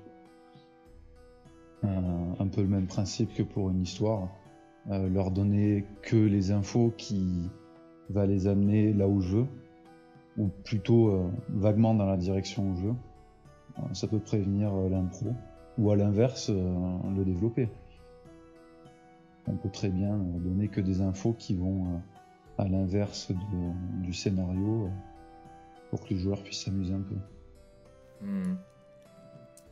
Et je pense que après voilà, ça c'est bien un peu bon. On avait un peu, on n'a pas changé d'avis en plein milieu du podcast. On était un peu, mais disons qu'on a déroulé un petit peu notre raisonnement et notre réflexion sur effectivement peut-être là vraiment la concept un peu qui ressort, c'est que l'improvisation et la préparation ne sont pas deux notions complètement antagonistes.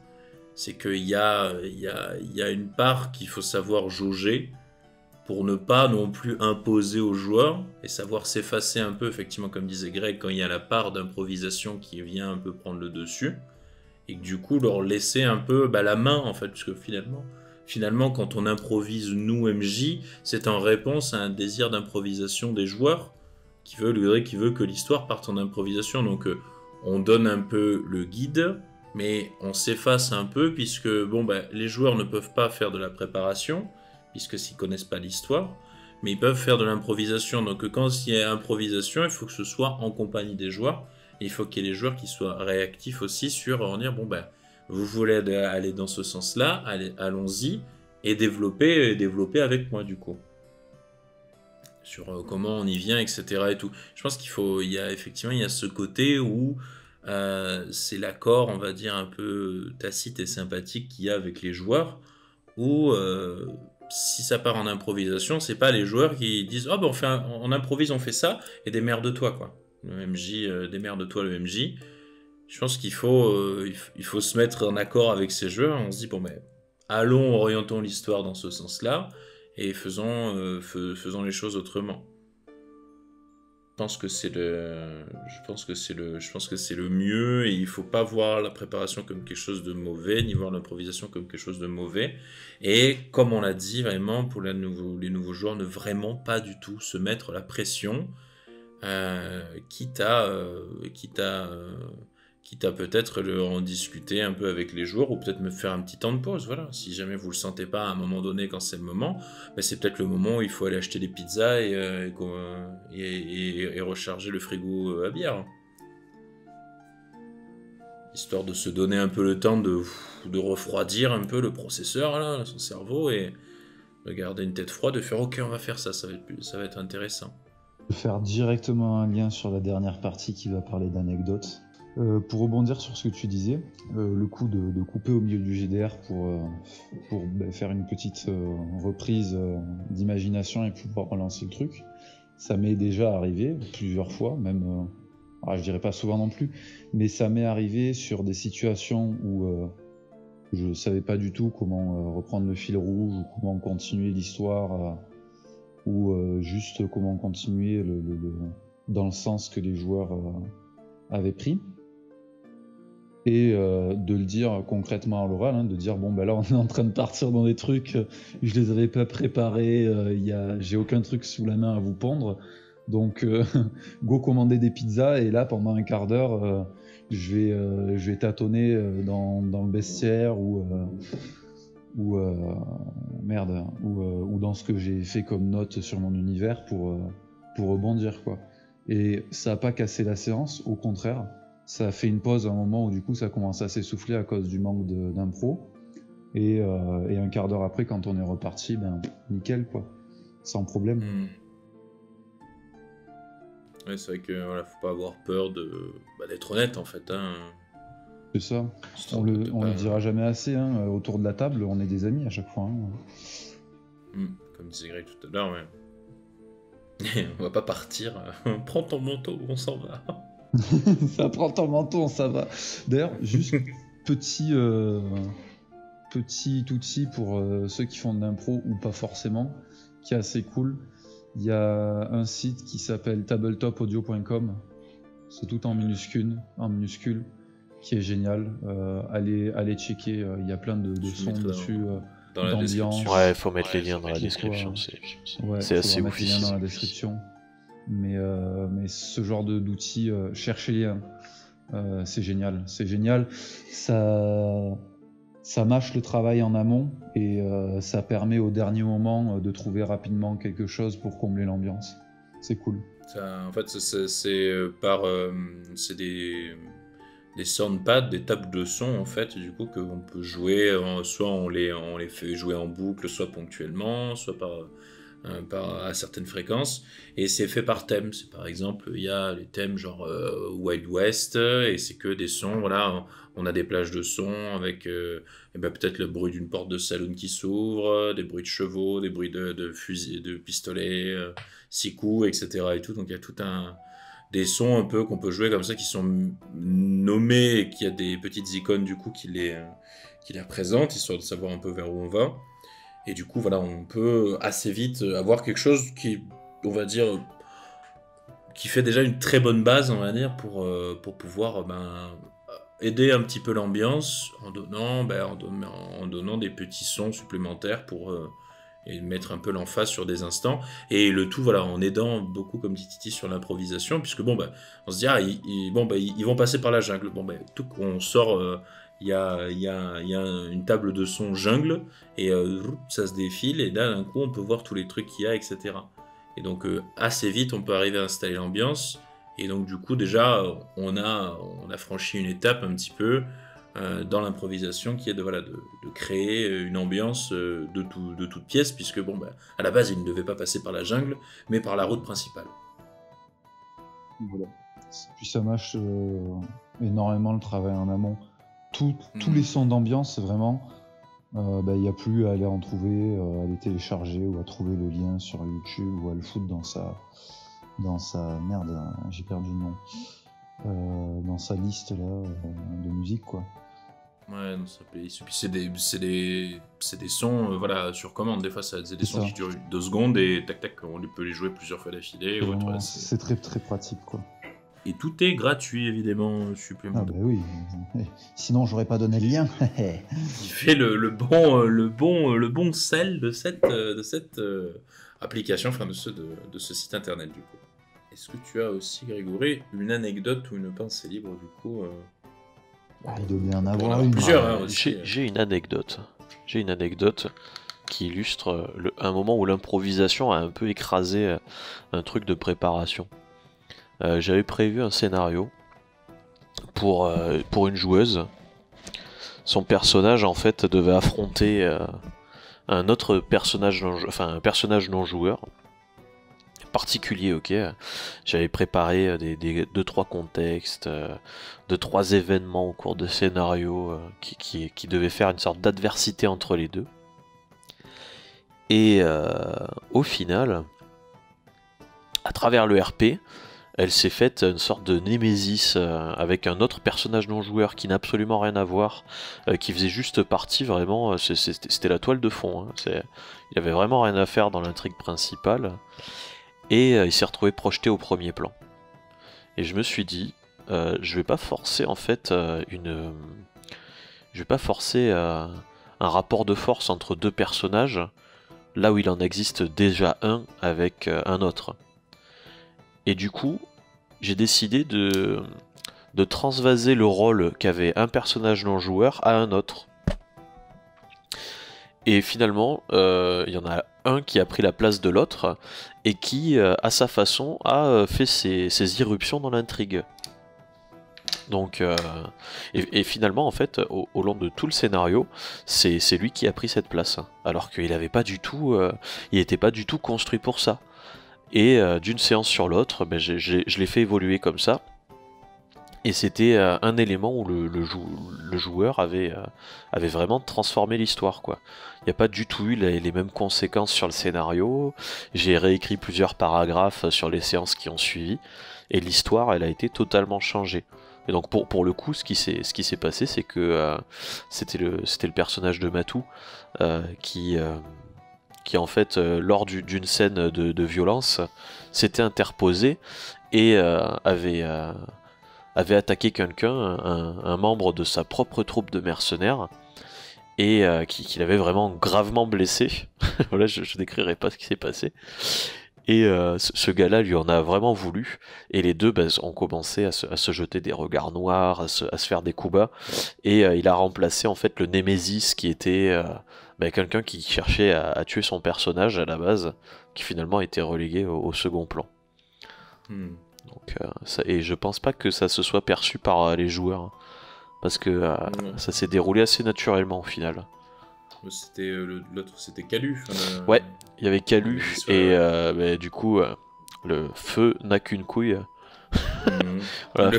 Vous avez deviné ce qui a pu lui arriver. C'était douloureux. Aïe. Ça pourrait être intéressant dans un futur podcast, ou peut-être dans une vidéo, je sais pas, de parler plus profondément des Némésis ou des personnages très récurrents. C'est génial. Ouais, je pense que si, ça serait une bonne idée, ça. De toute façon, là, on a des sujets jusqu'à la Saint-Glinglin. On est tranquille.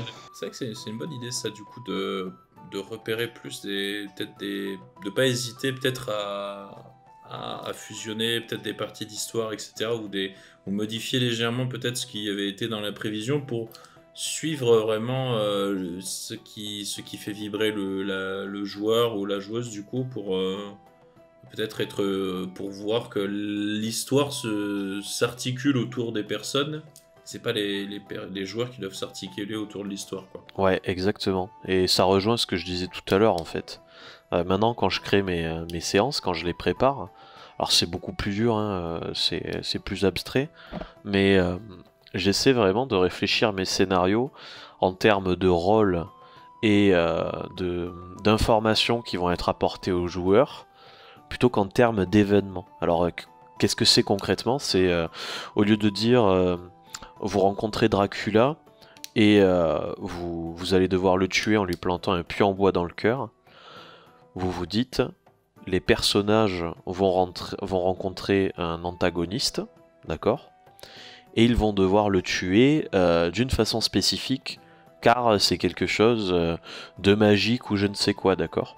Parce que ce qui était important dans le fait de tuer Dracula, c'était le fait de devoir avoir affaire à quelque chose qui était opposé à vous, et qui était particulièrement difficile à tuer. Identifier les choses en fait qui vous plaisent dans le scénario et dans comment vous l'avez construit, et essayer de le retranscrire de façon plus abstraite. Donc vous pouvez quand même l'imaginer, hein, vous pouvez quand même vous marquer au final que c'est Dracula et qu'il faut le tuer avec un puits en bois, mais si finalement les joueurs ils disent non, en fait nous on a plutôt un problème avec Lucien là-bas, le loup-garou, mais ça ira très bien en fait s'ils s'entendent pas avec Lucien et s'il faut lui tirer une balle en argent à la place. Ok ? Y a pas de souci. Commencez pas à stresser. Si vous avez une petite page réservée au loup-garou dans votre bestiaire, vous trouverez toutes les bonnes idées. Le château de Dracula peut très facilement devenir l'auberge de Lucien. Et toutes les choses qui l'entourent, tout le folklore, va pouvoir être modifié facilement. Voilà. N'ayez pas peur de faire ce genre de choses, parce que pour les joueurs, ça fait toute la différence. C'est très important que ce Lucien là qui les a regardés de travers au marché, il puisse continuer à interagir avec lui. Parce que il leur a plu, vous savez pas pourquoi. Peut-être parce que vous avez dit qu'il avait une barbichette et que ça a fait rire autour de la table. Et puis très rapidement, plus personne n'en aura rien à foutre de Dracula. Et les gens vont vouloir se tourner vers ce loup-garou, quoi. Pas hésiter à éviter les doublons de concept, on va dire. Ouais, ça arrive plus rapidement que ce qu'on le croit. Oui. Du coup, en fait, il faut pas hésiter, voilà, un peu à élaguer dans la préparation ou à, on va dire, modifier un peu. C'est un peu comme si c'était, voilà, on avait fait de l'argile, enfin une sculpture d'argile, et les gens ne veulent plus un verre, mais ils veulent un bol. Donc on refait tourner le pot, enfin le truc de potier, et hop, on écrase un peu sur les côtés pour donner un bol, quoi, plutôt qu'un verre. Et à propos des rôles d'ailleurs, Voilà, je fais un GDR où on a facilement, enfin les personnages peuvent mourir facilement. Voilà, c'est un des postulats de base. Et dans les PNJ, ça m'est toujours utile d'avoir un poil de redondance, d'accord? Pour, au cas où on en perde un peu trop, avoir toujours ce qu'il faut pour continuer l'intrigue, quoi. C'est un peu des pièces jetables, hein. Faut pas avoir peur de faire ce genre de choses aussi. N'ayez pas peur de vous détacher des personnages secondaires si ça remplit quelque chose de nécessaire dans l'intrigue. Voilà. Ça évite d'avoir peur, de protéger outre mesure des personnages avec lesquels par exemple vos PJ peuvent rentrer en conflit. Vous voyez, faire ingérence quand vous êtes MJ parce que vous voulez absolument pas que Dracula meure, ça peut être dramatique. Ça peut donner le sentiment aux joueurs que ils ont pas vraiment le choix, quoi. Mais ça justement, alors c'était plus, je veux plus parler de mon anecdote en tant que joueur d'abord. Pour le coup, pour rebondir un peu justement sur ce que tu viens de dire à l'instant, bon, c'était un scénario fait toujours un peu sur MMO du coup là, et donc c'était maître du jeu du coup qui faisait que les personnages devaient se rendre dans des ruines des ruines asiatiques en fait pour chasser un esprit qui a pris l'apparence, je sais plus le nom, mais c'est un yokai qui a une apparence de grand renard argenté assez violent. Et du coup, bon, on s'y rend, et moi le truc c'est que je joue naturellement un personnage qui n'a aucun pouvoir magique, etc., mais qui est censé être un ancien commando. Et donc qui se sert de sa tête. Donc moi j'aime bien jouer ce personnage parce que ça m'oblige à me servir de ma tête, parce que je les sors pas de mon interfécier quand il a des idées. C'est que c'est moi qui réfléchis et qui interagit avec l'environnement, etc., tout en posant des questions au jeu, etc., pour dire bon ben là, est-ce que ça.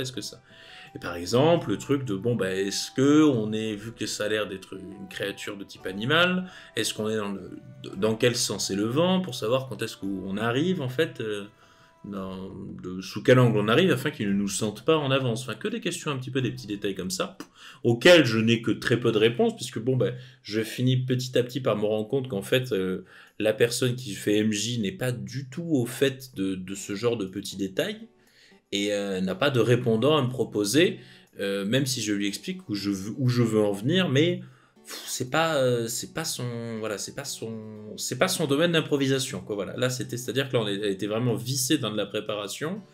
Moi qui essaie de proposer peut-être une approche différente, je trouve porte close parce que c'est pas prévu. Et donc le combat, du coup on arrive à un endroit qui ressemble vraiment à une ère de combat de boss, hein, comme dans les jeux vidéo. C'est très, c'est très large, c'est très, il y a une grande place, on va dire. Et donc bon finalement c'est là où on rencontre la créature, qui est quand même très très grande et assez imposante, et qui a de grandes chances de tuer des gens en fait. Donc moi, mon personnage qui à la cinquantaine, bon, n'a pas trop, enfin, part dans l'esprit qu'on peut mourir d'un mauvais coup de canif. Donc là, une créature qui fait peut-être 5-6 mètres de haut et qui peut mordre quelqu'un très fort, quitte à le couper en deux, bon, c'est pas la manière la plus optimale que de l'affronter en champ ouvert, quoi. Et donc, j'ai essayé de faire des stratégies détournées, parce que bon, clairement, on est parti dans l'optique, mon personnage partait dans l'optique logique on ne pouvait pas se battre, c'était trop dangereux de se battre face à ce monstre en champ ouvert. Mais le combat, malgré tout, s'est passé en champ ouvert, visiblement parce que, encore une fois, j'ai essayé de trouver des alternatives, mais c'était pas possible. C'est-à-dire que les alternatives n'étaient pas possibles. À chaque fois, le monstre me barrait la voie ou un truc comme ça et tout. Et donc, du coup, c'était le champ ouvert qui était prévu et fait de base. Et on pouvait pas s'en sortir, en fait. Et donc, le champ ouvert, donc là, il y a eu un autre truc, un autre biais, on va dire, que j'ai traité dans une de mes vidéos sur celle des boss, enfin, le podcast sur le conseil JDR sur les boss, où, ils ont frappé, tout le monde a frappé le boss un petit peu jusqu'à ce que mort s'en suive, mais à partir d'un certain curseur, jusqu'à ce que la personne qui est MJ décide que là, oui, on l'a assez frappé le boss, quoi. C'est-à-dire, il avait des points de vie évolutifs, quoi. C'est-à-dire qu'il voulait pas que son boss se fasse one-shotter, mais il voulait pas qu'il soit trop violent non plus. Donc, se dire, bon, bah, à partir d'un certain moment, ils ont commencé à prendre l'ascendant. On sait pas pour quelle obscure raison. Peut-être qu'ils ont frappé avec un peu plus de force ou en criant un peu plus fort. Mais le fait est que mon perso, au final, a juste passé pour un gros con, en fait, qui n'a même pas frappé une seule fois, parce qu'à chaque fois, j'essayais de trouver des alternatives logiques où j'allais construire quelque chose derrière en mode, on essaye, profite de la cohue pour essayer d'aller sur les toits et peut-être essayer de voir si de là, il peut faire une attaque plongeante ou un truc, d'atteindre des points faibles de la bête où il peut pas se protéger dans le dos, on va dire, parce que bon, c'est une bestiole à 4 pattes. Et que des trucs comme ça où non, en fait, porte close. Et donc, de porte close en porte close, je me suis juste, moi, frustré. Je me suis dit, bon, en fait, c'est juste terrible parce que, bon, je m'amuse pas. Et mon personnage passe pour un sacré con, là où tout le monde, en fait, a fait l'effort de guerre à se mettre à 5 sur la bête et à lui taper dessus jusqu'à ce que mort s'en suive. Et tout le monde était content. Et il y a que moi qui était pas content à la fin parce que je me suis dit, putain, mais... J'étais pas en phase, voilà, avec le truc, alors que les gens peut-être étaient très contents, voilà, sur la phase d'avoir frappé fort. Hélas, la bête ne craignait que les montres à gousset. Il fallait que 30 minutes se soient écoulées. Je suis d'accord avec toi en fait, c'est indépendant qu'on peut avoir avec les adaptations, jeux vidéo, jeux de rôle, ou comme la dernière fois quand on avait dit, vous savez, les systèmes de règles très inspirés des jeux de plateau. Y a un moment où les combats de boss, si vous voulez que ça soit tabletop, il faut vraiment bien les penser avec l'environnement et tout. Sinon ça se transforme juste en mêlée, et à ce moment-là ce qui va compter c'est les dégâts par seconde, et comme on vient de le dire, ce sera un combat montre à gousset. On va attendre que les PV tombent. Ah merde, ça va un peu vite, hein. Là ça fait qu'un quart d'heure, tiens je rajoute 100 PV. Ça peut devenir un peu triste, hein. Et je pense que là, finalement, le plus triste, c'est pas tant ça, parce que ça peut être plaisant quand on est en train de mettre du DPS, de dire ah ça suffit pas, on est sur le fil, on est sur le fil du rasoir, il faut qu'on tienne encore 10 minutes de plus. Là, ça avait l'air d'être l'état d'esprit des 5 autres joueurs, mais toi, t'avais envie de faire du RP dans le combat, donc trouver des solutions inventives. Du côté du MJ, il aurait très bien pu dire, ok, il va faire des actions, je vais lui donner des moyens de réponse, et je vais faire en sorte que de façon lissée, il fasse des DPS qui soient moyens, quoi. Il va pas faire des trucs fous, il va pas faire plus que les gars qui sont en mêlée, parce que j'en ai pas envie, mais il va avoir un impact. Et je pense que ça aurait clairement changé ta façon de voir le combat, parce que ça aurait eu une incidence. Ne serait-ce que le fait de donner des états de jeu au boss ou quoi, mais montrer que tes actions elles ont un impact. Parce que là, clairement, te taper 1 heure de jeu, je sais pas combien de temps ça a duré ce combat, sans que tes actions donnent aucun résultat, que t'aies que des portes fermées, c'est nul, quoi. Bon, et encore, c'est pas forcément la faute du MJ, parce que à 6 joueurs, ça doit être compliqué, hein. Oui, c'est sûr, non, mais là-dessus, après, je suis d'accord, mais disons que c'est pour donner un peu l'exemple, le ressenti qu'on peut avoir en tant que joueur, des fois, où, en fait... on est sur des portes fermées, quoi. Et que du coup, c'est difficile à appréhender, ça peut être très frustrant à la longue, quoi. À la longue, ça peut être très frustrant, mais de manière ponctuelle, ça peut également l'être. Et j'ai un excellent exemple pour ça. Je crois que c'est un des moments où on a à la fois le plus ri et où j'étais à la fois le plus frustré de tout le JDR que j'ai fait. C'est un JDR où on chassait de la lionne. Pardon. Et je crois avoir deviné. C'était un JDR où on chassait de la lienne. Le JDR s'appelait le bureau, il me semble, et c'était les règles MJ. et on se retrouve à un moment dans un endroit un peu confiné. Je sais plus si c'était une grotte ou quoi exactement, mais c'est pas l'important. On tombe sur l'alien et il y a un combat très difficile qui démarre. On comprend tout de suite que c'est pas n'importe quoi qu'on est en train de combattre. Et moi je me dis, allez, je vois une ouverture à un moment, donc je donne tout. Donc je lâche les talents du personnage en dépensant plein d'énergie. j'apporte un petit peu de RP, machin, je visite tel endroit, tout ça. Le personnage était un sniper, il avait donc un sniper entre ses mains. Je jette mes dés et coup critique. Là, je me dis, voilà, il y a le talent, il y a l'énergie, il y a le RP, il y a le critique.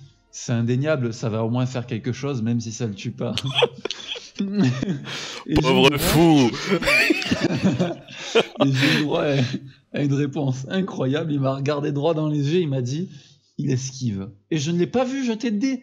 Je ne l'ai même pas vu jeter le moindre dé. Alors, moi, forcément, je lui dis, mais attends, c'est pas possible. Enfin, regarde, j'ai fait un coup critique et tout, j'ai utilisé mon pouvoir pour réussir mon jet. Il m'a regardé droit dans les yeux et il m'a alors répondu, il a des synapses. Voilà. Il a des synapses. Comme la plupart des autres êtres vivants sur cette planète, d'ailleurs.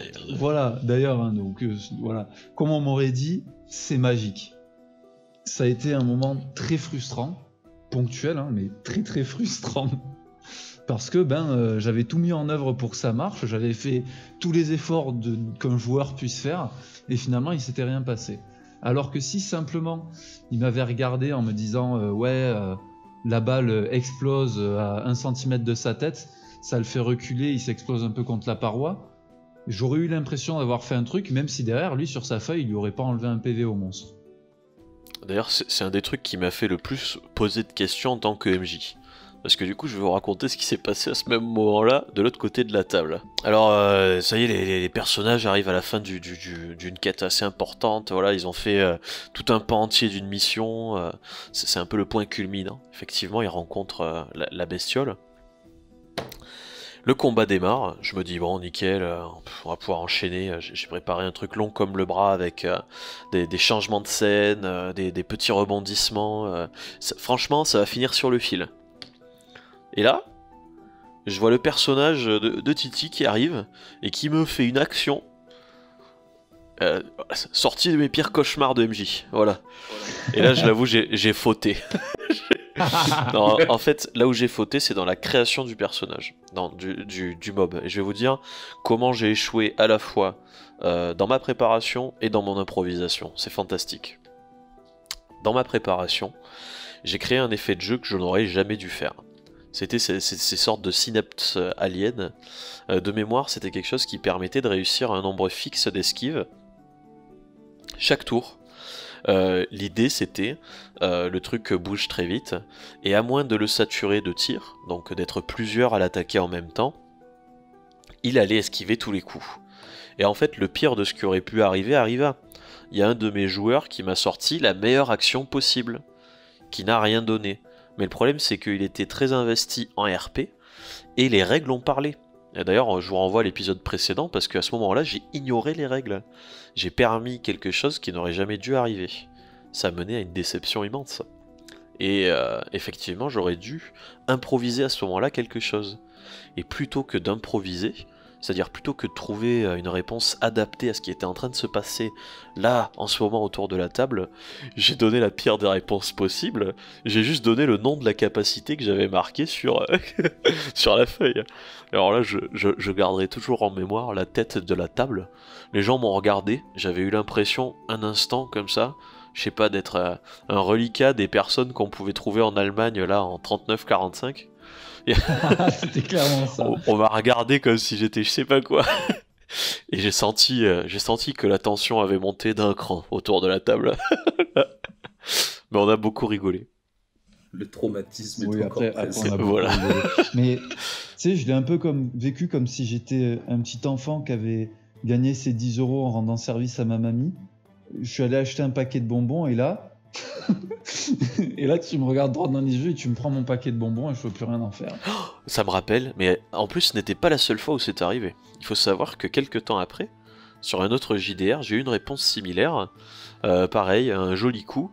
Et on me dit, ouais, machin, ça aurait dû passer. Et là je réponds, non, il est voltaïque. Et voilà.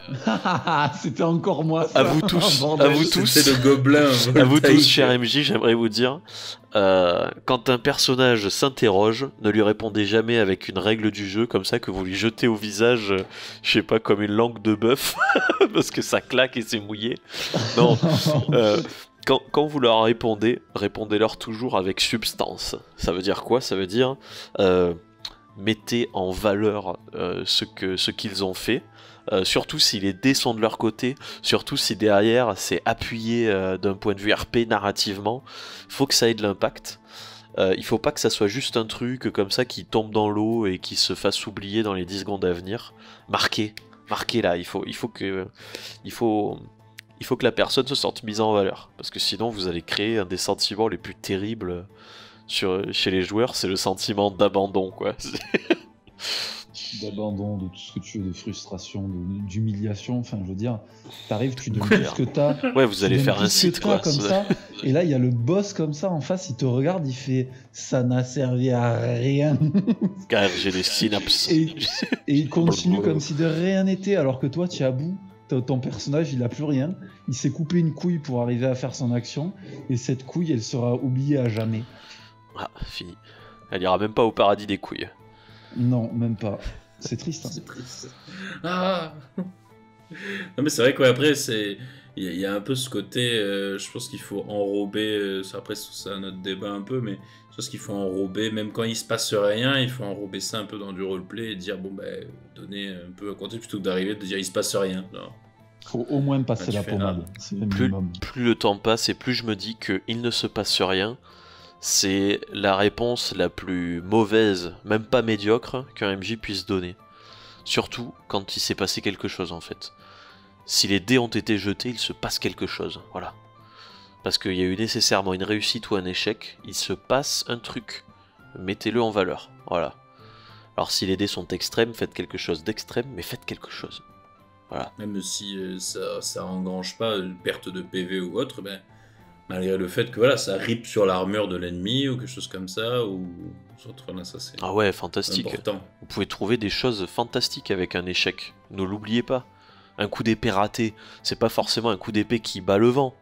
Ça peut être un coup d'épée qui va rayer l'armure, et là le blason de votre pire adversaire, comme ça, vous l'avez découpé en deux, le mec voit ça, les armoiries de sa famille comme ça, ruinées par l'épée d'un rustre, mais c'est quoi cette histoire? Il s'énerve et il fonce comme ça à l'assaut, voilà. Et ça plaît, ça fait vibrer la table. Ouais, c'est ça. Après c'est même dans l'improvisation, voilà, c'est laisser les opportunités aux joueurs, qui t'a pas... Et il faut les laisser les saisir. Et voilà, ben c'était justement là sur l'anecdote en tant que joueur. Et après, moi, j'ai une autre anecdote en tant que MJ. Bon, pour brièvement résumer, c'était globalement, ils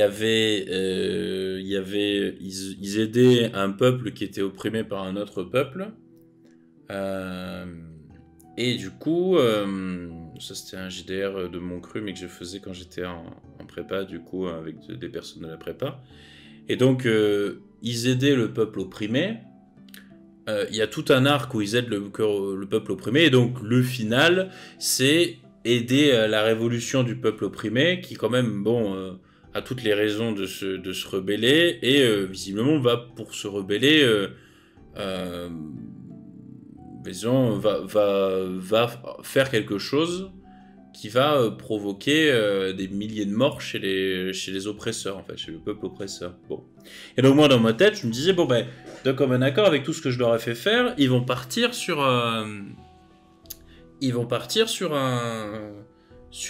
quelque chose ils vont partir sur aider les opprimés et tout, etc. Parce que bon, parmi les oppresseurs, il y avait des gens qui leur avaient fait du mal et tout. Pauvre fou, pensais-je. Donc moi, j'avais tout prévu dans le sens, j'avais tout prévu dans le sens sur, et ils vont partir sur, ils vont aider les opprimés. Sauf que il y a un des joueurs qui a soutenu ça en disant, il faut qu'on fasse un génocide chez les autres en punition de comment ils ont opprimé ce peuple. Et il y en a un qui s'est dressé contre le reste du groupe. Donc j'avais 3 joueurs.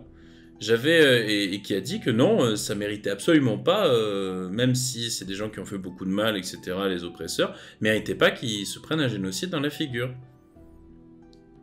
Et donc, il y avait le 3e qui était indécis. Donc résultat des courses, je me suis retrouvé avec Du coup, il y a eu ça, il y a eu cette confrontation entre deux joueurs, et ils ont remis le résultat du vote. Ils ont remis le résultat, ils ont remis l'issue de leur désaccord à un vote au peuple opprimé, en fait. Alors, moi j'étais là en mode, parce que celui qui était contre la révolte, enfin contre le génocide, il a il a harangué la foule et il m'a fait une très belle scène en roleplay.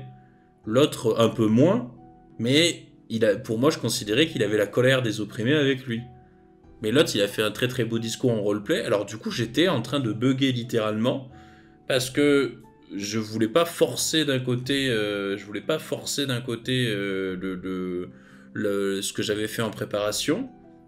Et sauf que du coup, là où je me disais que ça allait se trancher tout seul, et j'espérais que ça tranchait dans ce que j'avais préparé, parce que j'avais absolument pas préparé du tout l'autre portion en fait. Du coup, je savais vraiment pas quoi faire sur ce coup-là, parce qu'ils ont remis ça au vote, sauf que le vote des personnes opprimées, c'est moi qui dois le gérer en fait, parce que c'est moi qui ai le fin mot en fait. Et je savais pas quoi faire du coup. Et là j'ai bugué et j'ai coupé la séance pendant bien 1 heure je crois, où je savais vraiment pas quoi faire en fait. Et j'avoue que c'était une grossière erreur, parce que ils étaient un peu frustrés, parce qu'ils se sont dit que ça avait ralenti complètement le rythme de jeu en fait. J'ai fait un cliffhanger éclaté en fait. J'ai cassé complètement le rythme de jeu en plein milieu, où du coup ils étaient portés dans le moment, avec un joueur qui soutient quelque chose, un autre qui soutient quelque chose, l'autre qui sait pas se décider, et moi j'ai dit la suite au prochain épisode. Nous nous retrouvons pour une courte page de pub. Ouais, voilà, c'est ça, une courte page de pub. Et c'était voilà. Et je savais pas du tout quoi faire en fait. Et tu sais quoi? Moi je trouve que t'as pas si mal réagi que ça au final. Parce que ok, tu les as ralentis, mais est-ce que c'est pas mieux finalement que d'avoir proposé un truc mal fait, tu vois, genre imparfait? Est-ce que, ouais. T'as peut-être pété le rythme de jeu, ils ont été tristes et tout, mais est-ce que tu leur as pas proposé mieux grâce à ça? Moi, je pense que c'est justement une preuve que le jeu de rôle était excellent, si jamais ils ont été déçus de cette coupure. Et que c'est une bonne chose d'avoir créé... Je suis désolé, je me suis étouffé avec de l'eau, c'est pour ça que j'ai cette voix. C'est surtout on est en train de mourir. C'est ça. On se retrouve après une courte page de pub. Et je trouve que c'est une bonne chose peut-être que tu aies pris le temps de... Même au prix du rythme, de garder le cap et de garder un truc d'une qualité équivalente à ce que tu leur avais proposé jusque-là. C'est pas plus mal. Ouais, du coup, après, je me rappelle, c'était un moment de plus grande détresse que j'ai eu en tant que MJ. Après ça m'a fait réfléchir vachement et tout, mais c'était en prépa, doit être il y a bien 8 ans ou 7 ans, donc du coup j'ai pas mal évolué depuis, mais c'est vrai que c'était une grosse détresse sur comment, qu'est-ce que je fais, mon Dieu. En plus sur le pinacle du scénario, quoi. On était dans la dernière séance, quoi. Alors là j'étais en mode catastrophe. Tout le pinacle que j'avais prévu. J'aurais été un truand là-dessus, mon gars. J'aurais jeté un dessin en leur disant ouais, il y a tant de pourcentage de chances que ça marche. J'aurais fait ça derrière mon rideau de MJ et j'aurais dit oh ben dommage, ils veulent faire un génocide. Oh. Il fait la technique genre comme les votes dans les pays, dans les dictatures africaines là. Oh, c'est encore moi le président. Oh non. Oh, merde, il nous a fait la démocratie africaine. la technique. Ouais. Oh, quel magnifique. Est-ce que vous avez d'autres anecdotes ou pensées libres comme ça, un petit peu dans... Moi j'ai un petit souvenir qui remonte. Ce sera le dernier. C'était dans un nouvel univers, alors on en avait déjà parlé, un jeu de rôle dans l'univers grosso modo qui reprend les codes de la planète au trésor. Et on était en train de s'échapper d'une sorte d'île flottante, d'accord. C'est rigolo, pas le dessert, hein. Voilà, un genre de château dans le ciel. Et bam, il y a toute une flotte ennemie qui arrive comme ça sur un côté de l'île et qui dit ah, on est les méchants, on vient pour vous. Et nous on se dit non, mon Dieu, on peut rien faire, ils vont massacrer les habitants de l'île. Et là, on a eu cette idée folle, on s'est dit, mais attendez, si l'île bouge, elle a certainement un réacteur. Et ben, on va évacuer un maximum d'habitants et on va la faire péter sur la flotte. Et là, il y a Sip qui nous a regardé dans le blanc des yeux pendant quelques secondes et qui a fait oui. Le quart d'heure qui a suivi a été mémorable. Voilà. Bon, un des plus beaux moments d'impro de tous les JDR qu'on a fait. La flotte a pris une rouste mais incommensurable. C'était terrible. Mais après, bon, je l'ai inclus, mais je n'avais pas du tout pensé ça. Moi, c'était dans l'optique, c'était la fuite. C'était la fuite. Je pense qu'il y a beaucoup de moments où tu avais avec des pétards. Où ça s'est pas passé comme ça. Moi, je pense notamment à un passage, je sais plus quel capitaine de bateau nous avait pris en chasse pour nous mettre la branlée qu'on méritait. Et ils étaient vraiment bien mieux équipés que nous. Et ils commencent à nous tirer dessus, et nous, très rapidement, notre navire prend cher, et on se rend compte que on est un peu dans une impasse. On peut à la limite essayer de fuir, mais on a peur que ça fonctionne pas. Et du coup, on prend la décision un peu folle de se dire, perdu pour perdu, on va essayer de rentrer plein pot dans leur rafio pour leur éclater. Comme ça, on fait une égalité, quoi. Et Sip a eu à peu près la même réaction qu'avec la planète. Hein. Ça a été un oui. Et puis ça a donné un des meilleurs moments finalement du JDR. Avec un combat sur le pont d'un navire à moitié détruit, avec notre propre navire à moitié détruit à l'intérieur du leur. Enfin, ça a été génial. Oui, il charge le manoir, du coup, oui, j'étais en mode ah la fuite, non, très bien, il charge un manoir, pour donner une idée, c'est rentré dans un semi-remorque plein pot avec un scooter, quoi. En se disant, si on prend la portière ou la vitre, on arrivera en vie dessus et on pourra taper le conducteur. C'est pour ça que c'est très important, la confiance en soi. C'est... mais je trouve que c'est une jolie anecdote, parce que c'est un moment dont on se rappelle tous les trois, qu'on a passé, qui était vraiment agréable, et on l'a eu grâce à l'impro au final. Mais c'est un contexte qui a été posé que grâce à la préparation aussi. Donc est-ce que c'est pas un des meilleurs moyens d'illustrer ce podcast? Mais c'est vrai, je pense aussi. Ça peut servir un peu de conclusion, je pense, oui, sur un peu... vas-y, continue, hein. Tu es lancé sur la conclusion, Grégory. Donc, je suis lancé sur la conclusion, c'est comme ça, ok. Bon, chers joueurs, chers MJ, l'improvisation, c'est probablement les meilleurs moments que vous allez passer en jeu de rôle, parce que c'est l'inattendu et que souvent c'est quelque chose qui va planer sur l'émotion du moment. Mais sachez qu'une belle histoire, si vous voulez arriver à la construire, il va vous falloir quelques éléments extérieurs. On espère que vous allez pouvoir les piocher dans votre préparation. Donc apprenez à jongler avec les deux, dans les proportions qui vous conviennent le mieux. Et rappelez-vous de passer un excellent moment autour de la table. Je pense qu'on peut reprendre le titre. On a dit improvisation contre préparation. Moi je dirais plutôt improvisation avec préparation.